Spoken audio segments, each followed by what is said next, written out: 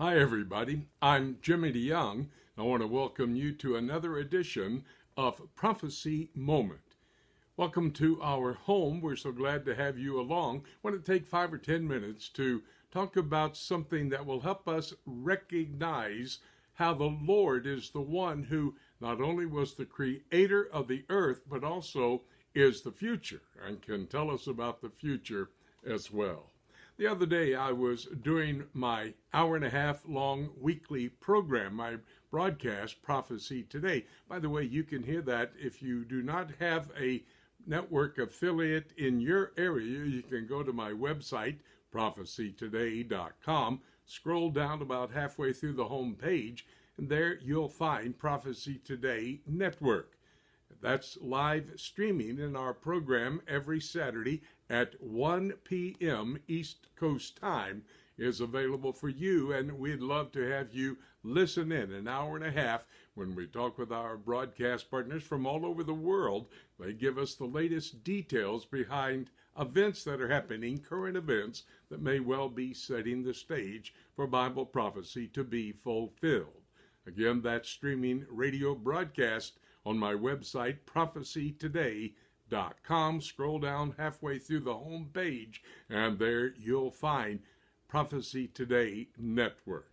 Thank you so much for considering listening to us, and if you would, pass that information along to a friend. They need to hear my broadcast partners give their reports about current events, setting the stage for Bible prophecy to be fulfilled.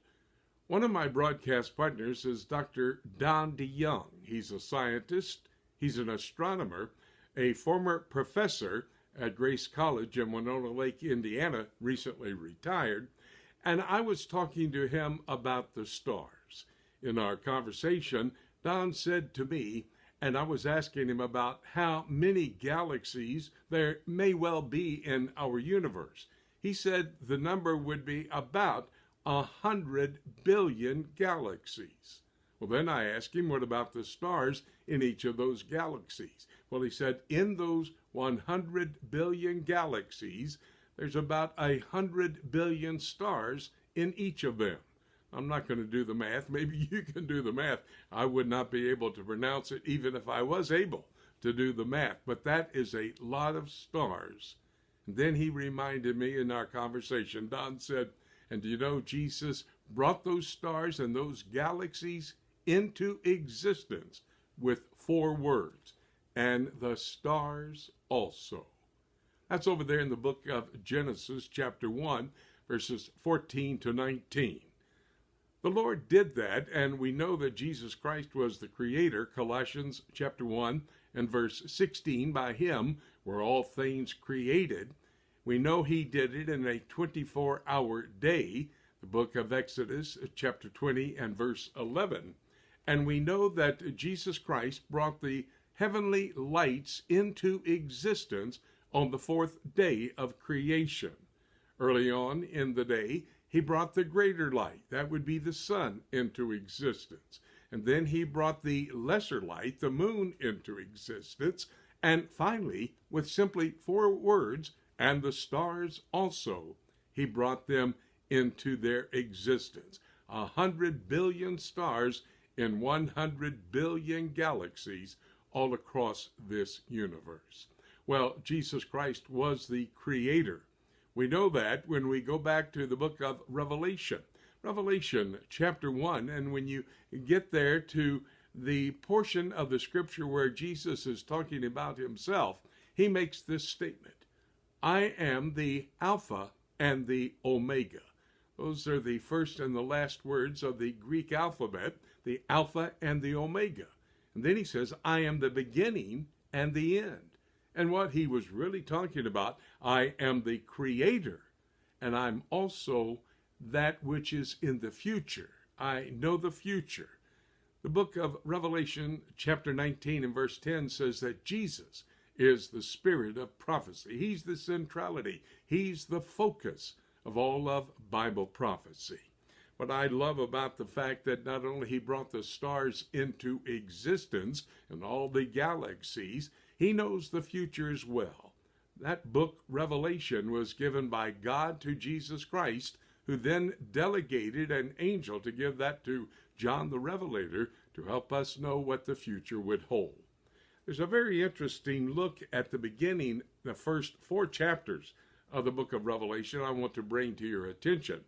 In chapter 1, we see the person and the power and finally the program of Jesus Christ. The person, white hair, white as wool, white as snow, eyes like flames of fire, a voice like the sound of many waters, feet like they'd been burned in the furnace.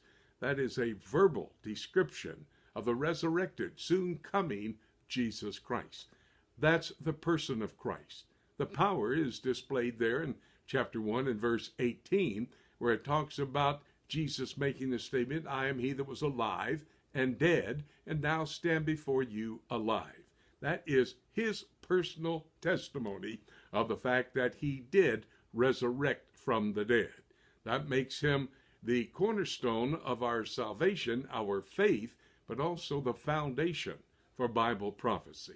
So you have there in chapter 1 the person, the power, and then the program. After he talks about resurrecting from the dead, gives testimony that he did resurrect from the dead, he turns to John the Revelator there in verse 19 and says, John, write down those things which were, which are, and which shall be hereafter. Now that's giving us an outline of the entire book of Revelation. Chapter 1, the things which were. Chapters 2 and 3, the things which are. See, chapters 2 and 3 are dealing with the 7 letters to the 7 churches of Asia Minor, which is modern-day Turkey. So he starts to lay out his plan for the church age. After the church is over, in chapter 4 and verse 1, he talks about the next event on God's calendar of prophetic activities, and that's the rapture of the church. John said, I heard, as it were, a trumpet talking with me, which said, come up hither. So you have chapter 1, the person, the power, and the program. Chapters 2 and 3, the letters to the 7 churches.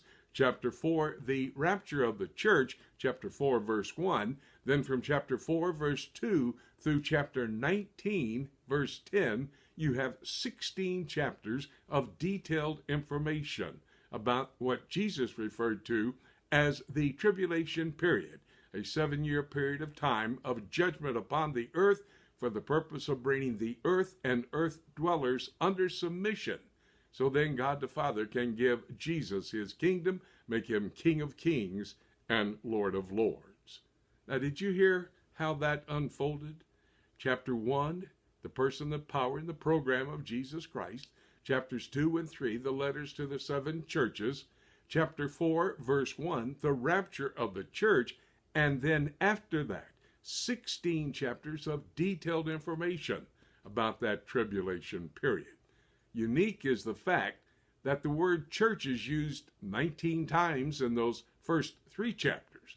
But after that, during those 16 chapters of detailed information about the tribulation period, the word church is not used. That means the church is not here during that period of time referred to by Jesus as the tribulation. And of course, he says in Matthew 24, verse 29, immediately after the tribulation, he would come back. But I want to focus just a moment on that rapture. Amazingly, we can know that is going to be a truth that will be fulfilled. How do we know that? Well, because of the stars. And the stars also. And just think about the majesty of the heavens and the galaxies. 100 billion stars in our galaxy, the Milky Way, 100 billion galaxies just like ours. And all Jesus said was, and the stars also. That's 4 words. But you know what's going to happen for the rapture? He says to John the Revelator, chapter 4 and verse 1, come up hither. Wow, that is going to happen, and it could happen at any moment. In fact, it could happen even today. And having said that, nothing left for me to say, except let's keep looking up until